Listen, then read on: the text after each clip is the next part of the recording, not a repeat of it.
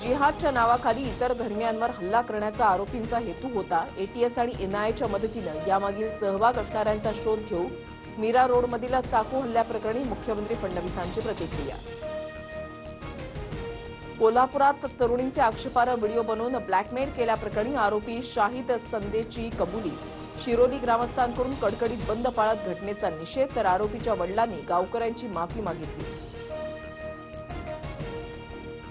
संजय गायकवाडांच्या घरासमोर शिवाजी कोण होता या पुस्तकाचं वाचन करण्यासाठी निघालेले प्रकाशक प्रशांत आंबी पोलिसांच्या ताब्यात। आंदोलनकर्त्यांसोबत पोलिसांची धरपकड, तर पोलिसांकडून दबाव तंत्राचा वापर, पुस्तकही फाडलं, आंबींचा आरोप।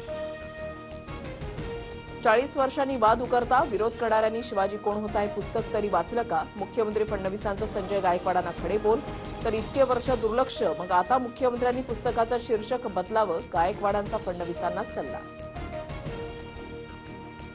मराठी सक्ती लागू करण्यासाठी अप्रत्यक्षपणे 15 ऑगस्टपर्यंत मुदतवाढ। मराठीवरून परवाना रद्द होणार नाही, मात्र इतर नियम मोडल्यास परवाना रद्द करणार। परिवहन मंत्री प्रताप सरनाईकांकडून स्पष्ट। अजितदादांच्या अपघाताच्या दिवशी व्हीके सिंगला 9,81,00,000, तर अंत्यविधीच्या दिवशी 16,88,00,000 देण्यात आले। रोहित पवारांचा खळबळजनक आरोप।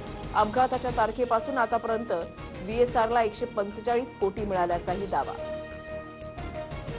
अजितदादांचा अपघात झालेल्या व्हीएसआर कंपनीच्या विमानातून पार्थ पवारांचा प्रवास। पार्थ पवारांनी मुंबई पुणे असा प्रवास व्हीएसआरच्या विमानातून केल्याची माहिती।